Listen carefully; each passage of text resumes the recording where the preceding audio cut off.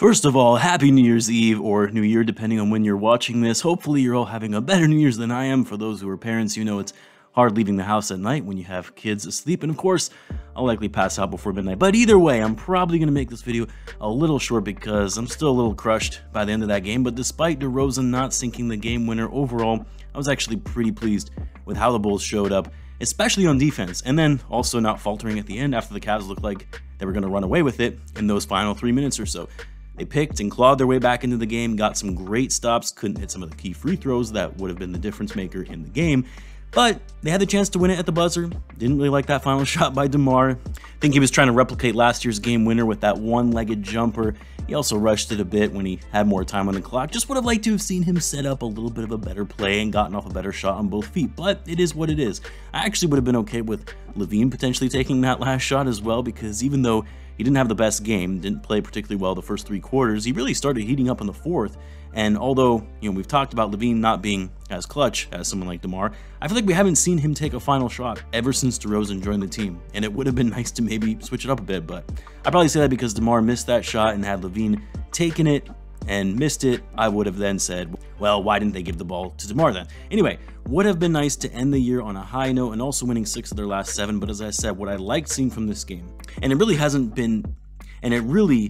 just been isolated to this game alone. The Bulls as a whole have been playing better basketball with the exception of that Rockets game. Yes, beating one of the better teams in the East to make some progress in the standings would have been great, and the Cavs were without Garland and Mobley, which is unfortunate that they weren't able to take advantage of that, although sometimes I feel like Kevin Love is more lethal and always kills the Bulls when he's in the starting lineup, so I don't know. But either way, this is still a good Cavs team, even without those guys. And like I mentioned, the Bulls are just playing better as a team ever since that blow-up at halftime against the Wolves, playing with much better energy, better pace, significantly better on the defensive end. They just look way more connected and cohesive as a team, better overall on offense in terms of their overall flow and system, and overall having much more fun out there than they were before. There were still problems from this game. I mean, too many times you saw the Cavs go on runs. The Bulls gave up way too many threes. I mean, it's been a common theme all season long. The differential between the Bulls and their opponents in terms of three-point attempts is staggering, and tonight was no exception when you saw the Cavs put up 38 threes to the Bulls' 21. As I mentioned, while the Bulls' defense was solid tonight in forcing a lot of Cavs turnovers, Cavs had 20 turnovers in total, which is pretty high for a team that is good at taking care of the ball. But while the defense was good for the Bulls, their offense really wasn't that on point. It was at times, especially when they were running in transition off defensive stops and turnovers, but operating in the half court wasn't great tonight, and the Bulls' shooting overall compared to last night against the Pistons wasn't great.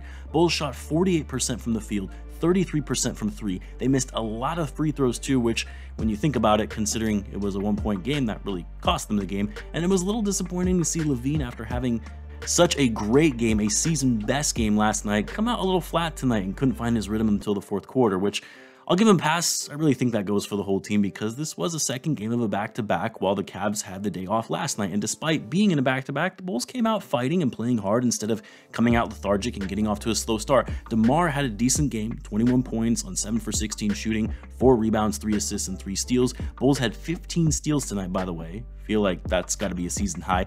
Vucevic wasn't as effective on offense going up against Jarrett Allen, who is such a great and underrated defensive big. Only 11 points on 5 for 13 shooting. He did have 14 rebounds though. But really, the starter that stood out most tonight was Dosunmu. This was the game we needed to see from Ayo that we haven't seen in a while, as he's been slumping a bit. I mean, it was just a few games back where he actually fell out of the rotation and only played 5 minutes. But tonight, Ayo was getting it done on both ends of the floor. Donovan Mitchell really had a bad game tonight because of Ayo. Ayo was making him work in earning his points. Mitchell shot 5 for 16, 0 for 6 from 3, only 15 points. A pretty big contrast when Mitchell lit the Bulls up last time when these two teams met. Ayo, a team high 5 steals tonight. He was attacking everything, getting in passing lanes, getting deflections, and then on offense, playing with a lot more confidence. 19 points, 7 for 10 shooting, 2 for 3 from 3. Ayo truly had the best game tonight for the Bulls as a whole.